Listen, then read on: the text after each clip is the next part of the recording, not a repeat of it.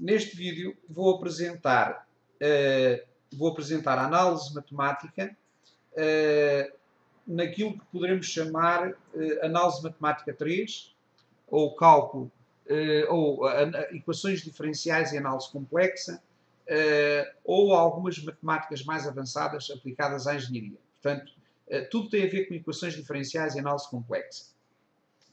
Portanto, já apresentei noutros vídeos, basta ir ver lá ao sítio correspondente o cálculo em R e o cálculo em Rn. Agora vou apresentar as equações diferenciais e a análise complexa e um bocadinho da transformada de Laplace. Vou tentar meter isto tudo numa cadeira, embora é um pouco difícil, isto daria para 2 cadeiras. Aliás, antes do chamado processo de Bolonha, existia nas universidades de engenharia 4 análises matemáticas. Vou dar como exemplo o Instituto Superior Técnico, que tinha análise matemática 1, análise matemática 2, análise matemática 3 e análise matemática 4.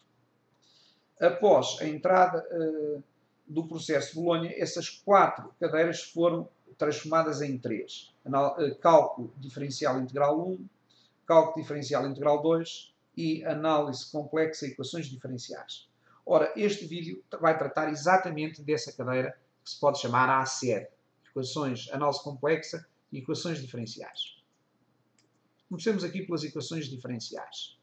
As equações diferenciais podem ser ordinárias ou podem ser as derivadas parciais. Dentro das ordinárias, as primeiras são as chamadas equações de primeira ordem. E aqui eu apresento esquematicamente os vários tipos de equações diferenciais que se costumam estudar nestes cursos de engenharia.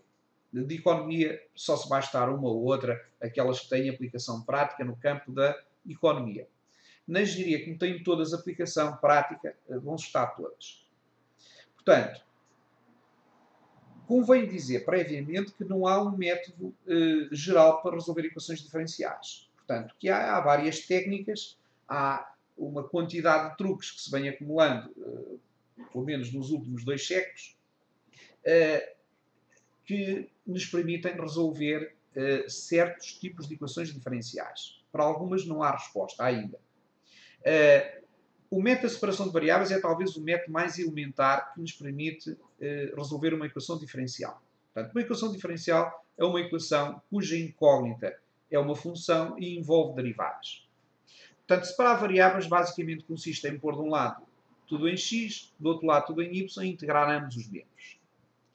As equações lineares é um tipo de equações com muita aplicação prática e tem um método especial de ser calculadas que eu não vou aqui desenvolver, já que eu só estou a apresentar o plano, não a matéria, obviamente. Pois isto é matéria para um semestre ou mais. As equações exatas e o fator integrante é outra técnica que nos permite resolver determinados tipos de equações diferenciais. A mudança de variáveis, chamo-lhe assim porque estes 3 tipos de equações, que é a equação homogénea, a equação de Bernoulli e a equação de Riccati, são equações que se transformam em lineares com uma mudança, lineares ou separação de variáveis, com uma mudança de variáveis apropriada. Obviamente que eu não vou aqui dizer qual é que é a mudança de variável para cada uma delas, mas a técnica é mudança de variáveis. Em cursos um pouco mais avançados, estuda-se este teorema da existência de unicidade, ou o teorema de Picard, que permite saber, que diz basicamente que num PVI, ou seja, num problema de valor inicial, a solução existe e é única se verificarem determinadas condições. Sei lá, se a função for lipschitziana, entre outras coisas.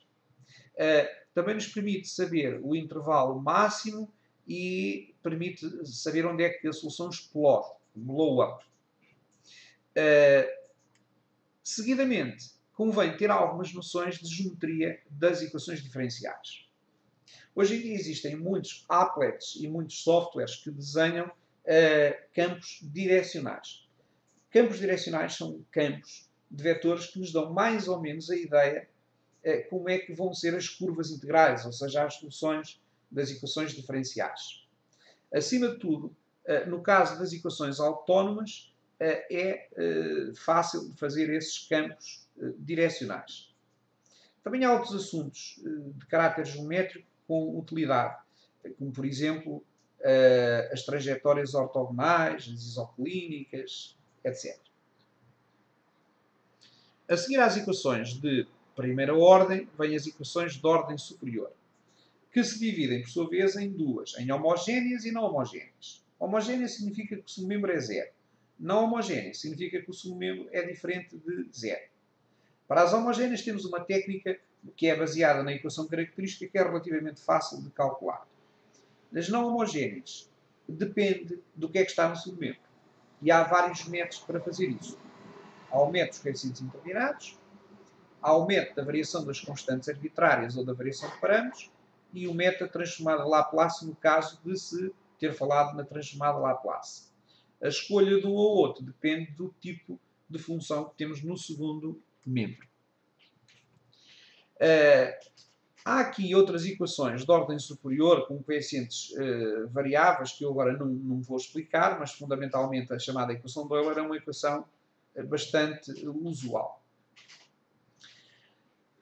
Como há equações diferenciais que não se conhece a solução, não se conhece uma forma de encontrar, o método de expansão em série é um método alternativo que nos permite determinar aproximadamente, ou até com algum rigor, se conseguimos fazer a série, dessa equação diferencial.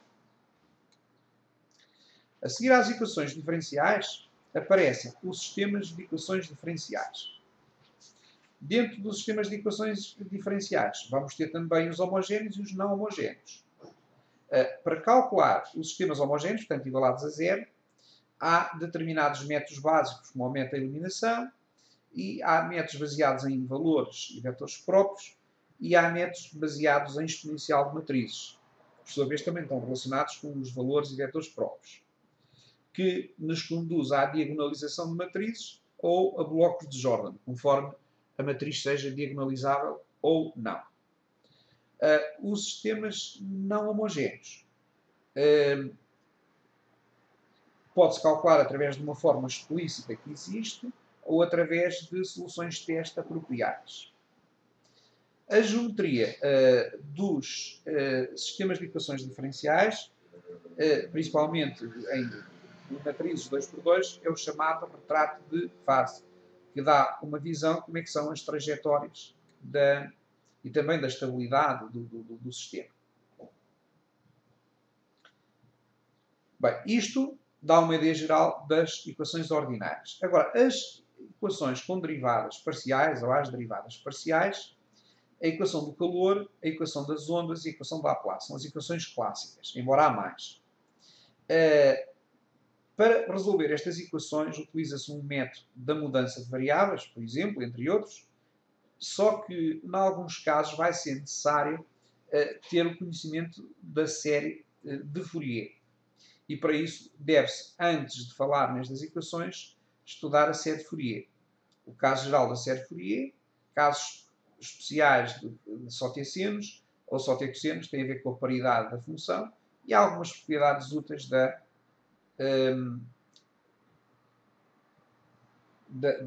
série de Fourier. Bem, isto é as equações diferenciais.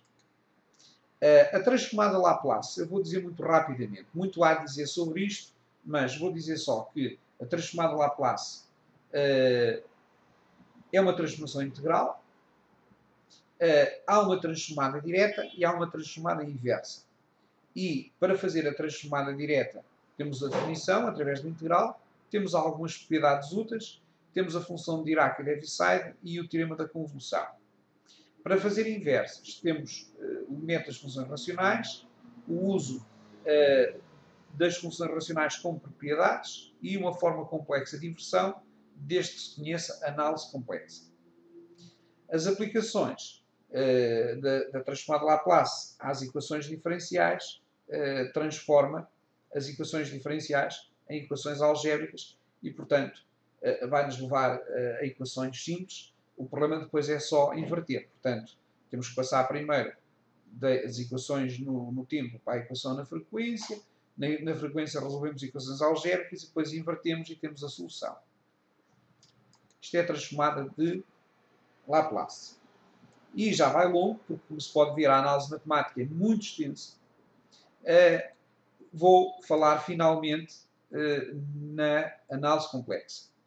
A análise complexa, claramente, que só se dá nos cursos da economia, da engenharia, aliás. Já escolhi os cursos de matemática, obviamente, porque eu não estou a falar nesse sentido.